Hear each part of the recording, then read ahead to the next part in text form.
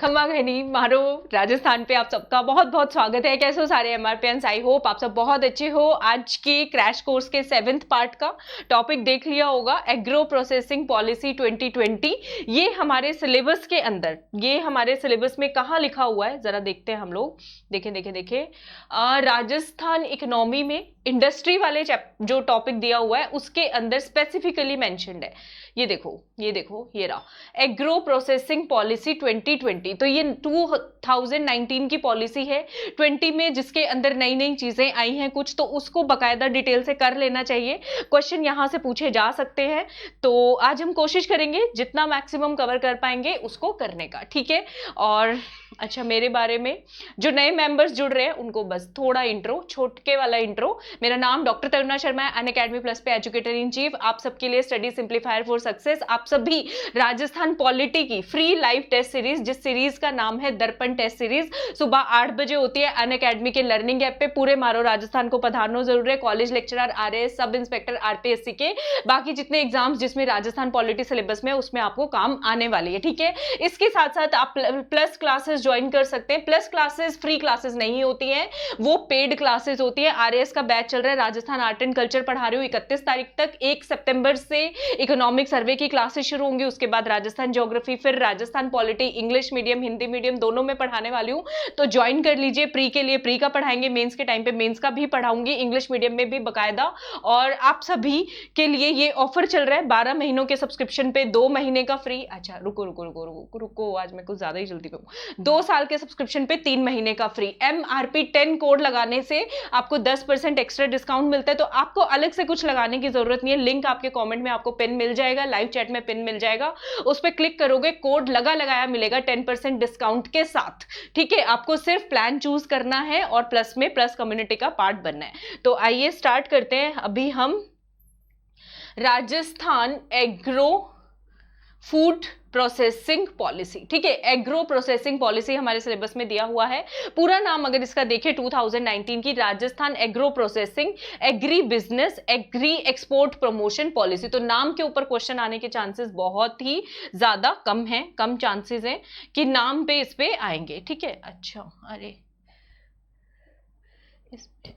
इसमें पेन चलता है तो ये ऊपर नहीं होता। पीडीएफ का अलग ही सिस्टम है। गवर्नमेंट ऑफ राजस्थान की ये पीडीएफ है, और गवर्नमेंट ऑफ राजस्थान की पीडीएफ ने क्या कर रखा है पीडीएफ के अंदर, ना हम इसको कॉपी पेस्ट कर सकते हैं, ना मैं इसमें वर्ड्स हाईलाइट कर पाई हूँ। टूरिज्म पॉलिसी में हाईलाइट का ऑप्शन था, जो कि बड़ा अच्छा ऑप्शन था। इसमें हाईलाइट नहीं हो पा रहा था, तो मैंने पेन से मार्क किए हैं जो जो इंपॉर्टेंट पॉइंट्स हम लोगों को करने हैं। पहले मैं आपको थ्योरी पढ़ाऊंगी, थ्योरी हो जाएगी, उसके बाद मैं आपको इसका टेस्ट भी लूंगी क्वेश्चन आंसर फॉर्मेट में। क्लियर है सबको? खुश हो जाओ, ठीक है। चलो स्टार्ट करते हैं शुरुआत।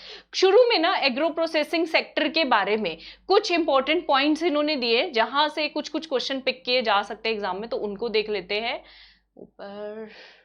हाँ, जो पॉइंट्स हैं वो मैंने मार्क कर दिए थे, तो इसकी पीडीएफ आपको मिल जाएगी, ठीक है। हाँ देखो यहां से अब आप लोग पूछ लेते हैं ना क्वेश्चन की, क्वेश्चन 2021 में हो रहा है, 17-18 का डेटा कैसे पूछ लिया, वो डेटा यहाँ पॉलिसी में से देख के पूछ लेते हैं। जो क्वेश्चन बनाने वाले होते हैं, जो एग्जामिनर होते हैं, जिनको क्वेश्चन पेपर सेट करना तो पॉलिसी उठाएंगे, इसमें 17-18 का डेटा है तो वो इसी के ऊपर डायरेक्ट क्वेश्चन आपको दे देंगे, ठीक है। तो इस तरह की चीजें कई बार हमारे साथ हो जाती हैं। एग्रीकल्चर और अलाइड सेक्टर जो है वो हमारे राजस्थान की टोटल जीडीपी का 2017-18 में कितने परसेंट कंट्रीब्यूट कर रहा था, तो ये आपको याद करना है 24.61%, 24.61%, यानी करीब करीब 25% हो गया। याद कर लोगे, 1/4 हिस्सा हमारे राज्य की GDP, gross state domestic product, यानी कि राज्य सकल घरेलू उत्पाद, उसका 25% हिस्सा कहां से आ रहा है? कृषि और कृषि के साथ जो अन्य जुड़े हुए क्षेत्र हैं वहां से आ रहा है। एक फैक्ट नंबर 1 है ये, ठीक है। उसके बाद जो कि नेशनल एवरेज की हमारी पूरी इंडिया की जीडीपी में एग्रीकल्चर और अलाइड सेक्टर का योगदान है 14.82%, तो उससे हमारा कितना, करीब करीब 10% ज्यादा है। ये पॉइंट आप याद कर सकते हो। नेशनल एवरेज जो है एग्रीकल्चर सेक्टर का जीडीपी में कंट्रीब्यूशन, उससे हमारे अगर हम अपने अपने स्टेट में कंपेयर करें तो 10% ज्यादा मतलब हमारा कंट्रीब्यूशन है। याद रख लोगे, भूलोगे तो नहीं, भूलना नहीं है भाई, ठीक है। उसके बाद एनिमल हस्बेंड्री कितना कंट्रीब्यूट करती है अपने राज्य की जीडीपी में, तो उसका कम है 8.74%, 8.74%, 8.7 भी याद करोगे तब भी काम चल जाने वाला है, 8.74% कंट्रीब्यूट करती है, ठीक है। तो more than 1/3 share in agree sector GDP. अगर हम उसमें अलाइड सेक्टर के अंदर बात करें तो एग्रीकल्चर अलाइड सेक्टर में 1/3 हिस्सा एनिमल हस्बेंड्री का ही आता है, क्योंकि अलाइड में एनिमल हस्बेंड्री इंक्लूड है एग्रीकल्चर सेक्टर में, ये बात याद रख लोगे, ठीक है। इतना पॉइंट हो गया, ये कई बार क्वेश्चन पूछ सकते हैं। उसके बाद हमारी फर्स्ट पोजीशन राजस्थान के अंदर किस किस चीज में है प्रोडक्शन में, सेकंड किस चीज में, तो यहां से डायरेक्ट क्वेश्चन आते हैं।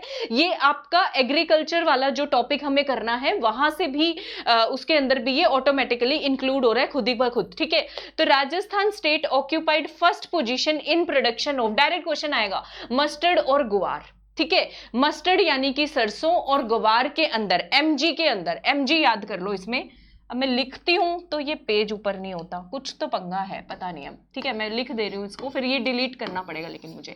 एमजी मस्टर्ड और गुवार के अंदर राजस्थान की कौन सी पोजीशन है बच्चे, फर्स्ट पोजीशन है, ये पॉइंट याद हो गया। उसके बाद देखो सेकंड पोजीशन हमारी किसमें है, ग्राम, ग्राम मतलब चना, क्यूमिन सीड्स मतलब जीरा आई थिंक, है ना।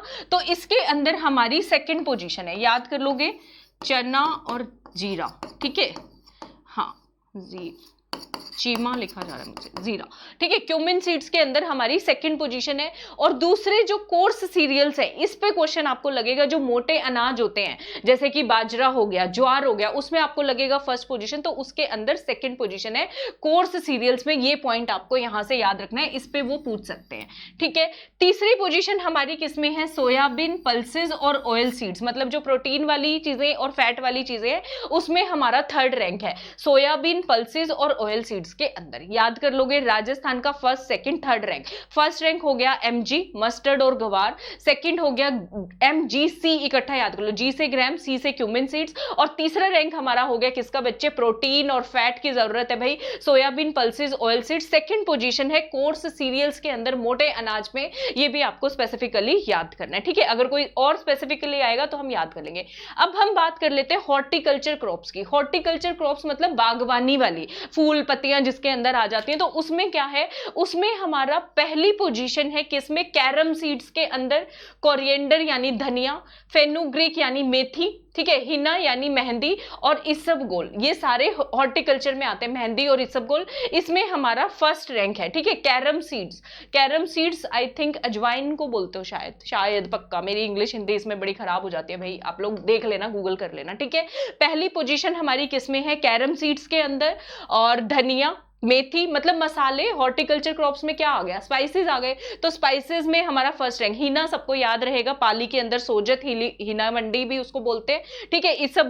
इसबगोल कहां पे मिलता है, जालोर के अंदर इसबगोल मंडी, ठीक है। तो इनके लिए हम किस पे आते हैं, फर्स्ट रैंक के अंदर आते हैं। सेकंड किस में आते हैं, वेजिटेबल्स में, सब्जियों के अंदर हम दूसरे रैंक पे आते हैं। राजस्थान इंडिया के अंदर कौन से रैंक पे आएंगे, दूसरे रैंक पे आएंगे। उसके बाद फोर्थ किस पे आते हैं, गार्लिक यानी कि जिंजर गार्लिक, लहसन, ठीक है। लहसन के अंदर हम जो है चौथे रैंक पे आते हैं। और छठे रैंक पे है किसमें, ऑरेंजेस में, यानी संतरे के अंदर। वो डायरेक्ट क्वेश्चन कई बार पिक करके पूछ लिए जाते, तभी इन्होंने दूसरा रैंक दे दिया, चौथा रैंक दे दिया, डायरेक्ट रैंक इन्होंने हमें उठा के दे दिए, ठीक है। तो फोर्थ गार्लिक के अंदर, ऑरेंजेस के अंदर सिक्स्थ, छठे नंबर पे, और अनार के अंदर 8वें नंबर पे पोमीग्रेनेट। अनार के दाने देखते हो ना, सारे उलझे से होते हैं, अनार तो देखा होगा सबने, तो उसी से याद कर लो, 8 नंबर है अनार का, कितना नंबर आएगा, 8 नंबर आएगा, ठीक है। याद हो गए, भूलोगे तो नहीं, भूलना नहीं है भाई।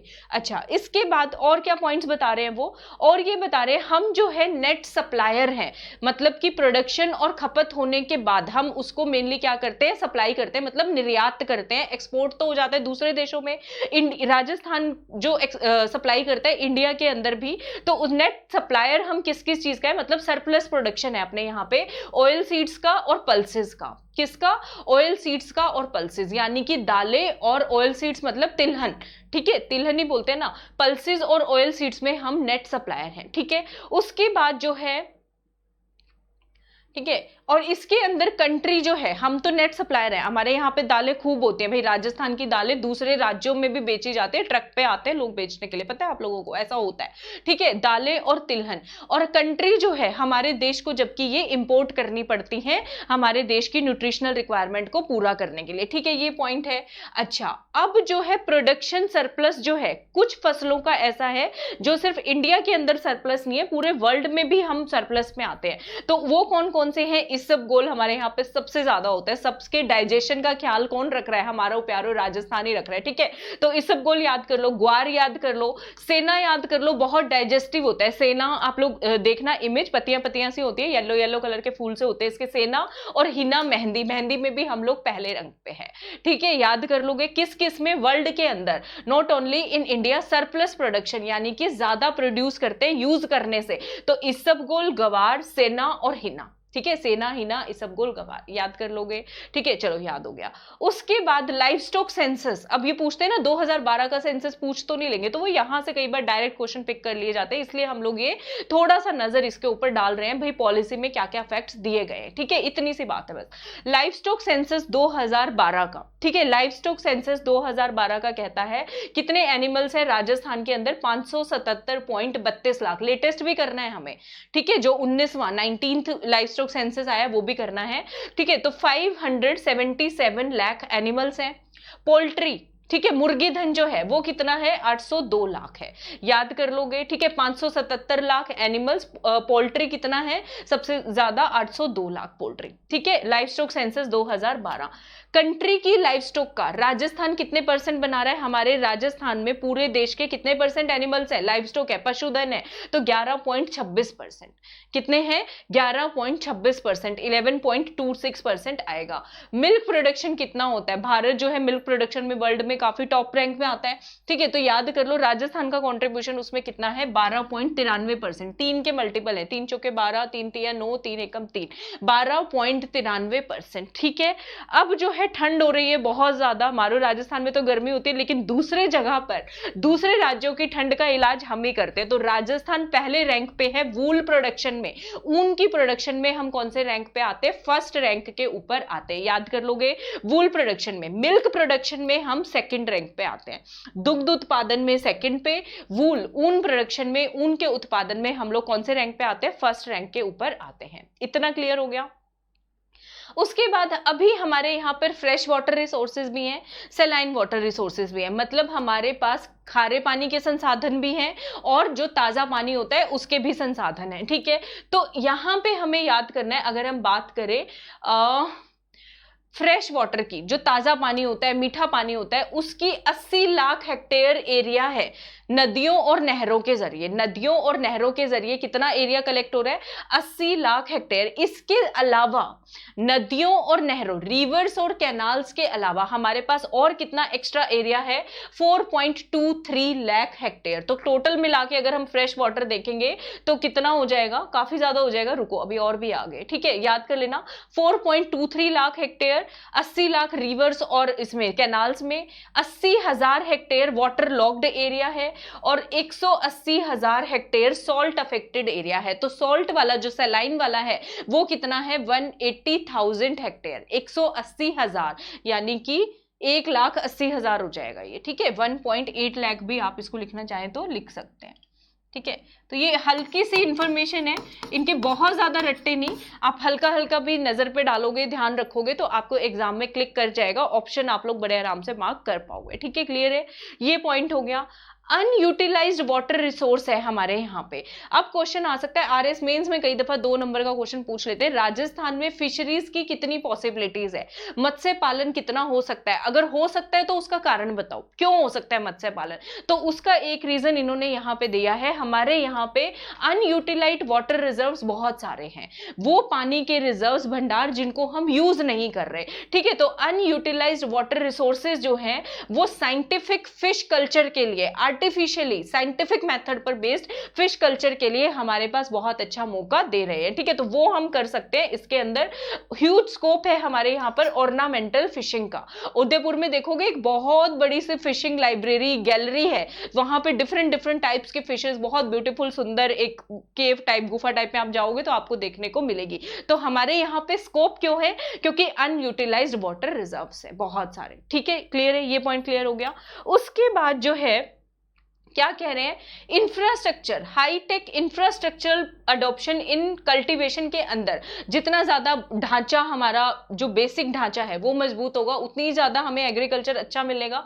तो उस तरीके से तो हमारे यहाँ पर cluster based demand oriented production planning के लिए बहुत ज्यादा चांसेस आ रहे हैं, स्कोप आ रहे हैं, क्योंकि इंफ्रास्ट्रक्चर की तरफ हम बहुत ज्यादा क्या दे रहे हैं, ध्यान दे रहे हैं। बस इतना ही कहना चाह रहे हैं। ठीक है, तो ये आपको बस हल्का सा याद रखना है। एरिया अंडर ग्रीन हाउसेस और शेड नेट हाउसेस कितना आ रहा है?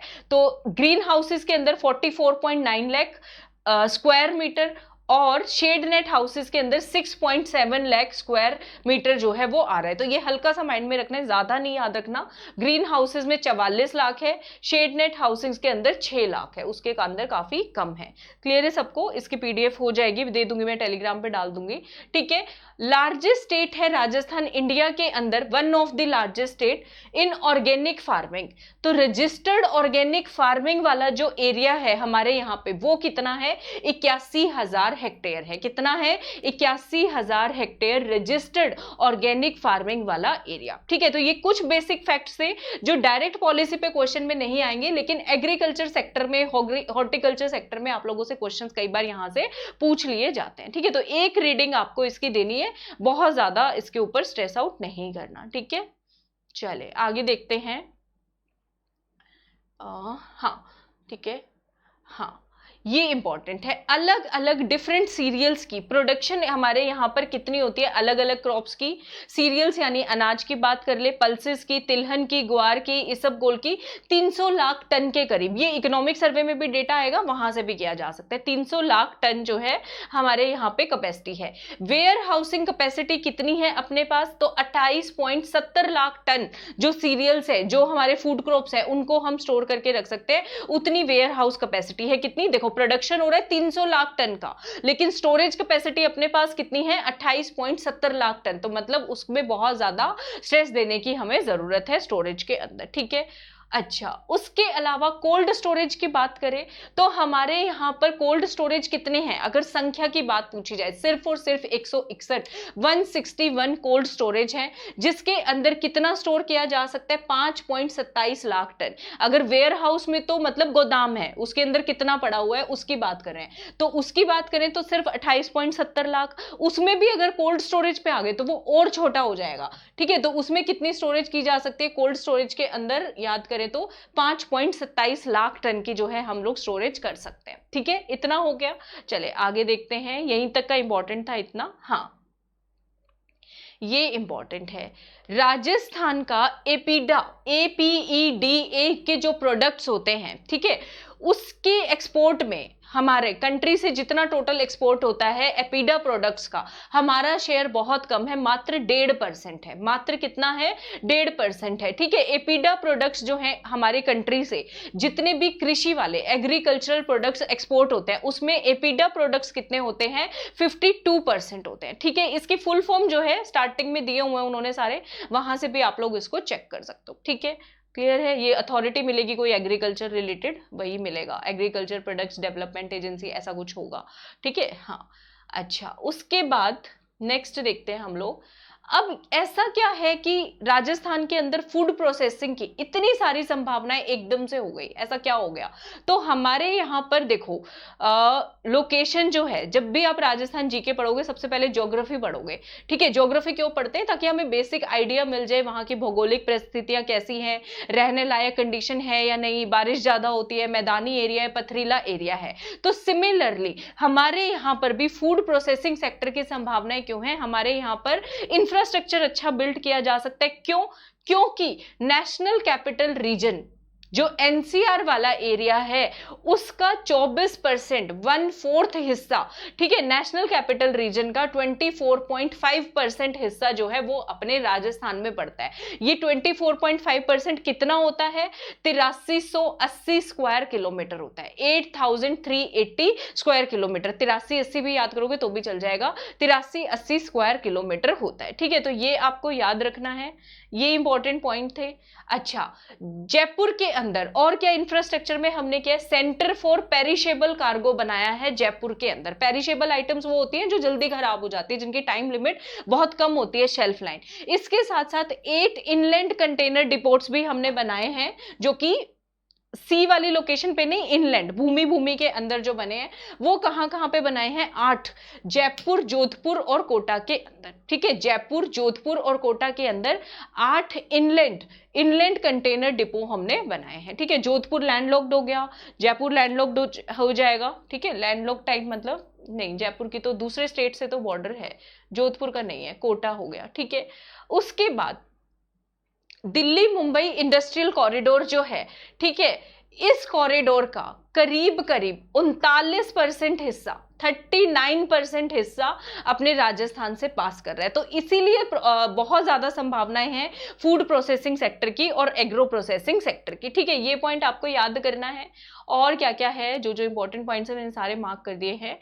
हाँ, 150 किलोमीटर दोनों साइड का हमने चूज किया है, ठीक है, जो हमारे दिल्ली मुंबई इंडस्ट्रियल कॉरिडोर का पार्ट बनेगा, ठीक है। डीएफसी, डेडिकेटेड फ्राइट कॉरिडोर की लेंथ कितनी होगी? 1493 किलोमीटर, 1493 किलोमीटर, जिसमें से 150 किलोमीटर दोनों साइड्स पे डेवलप किया जाएगा, ठीक है। ये हो गया।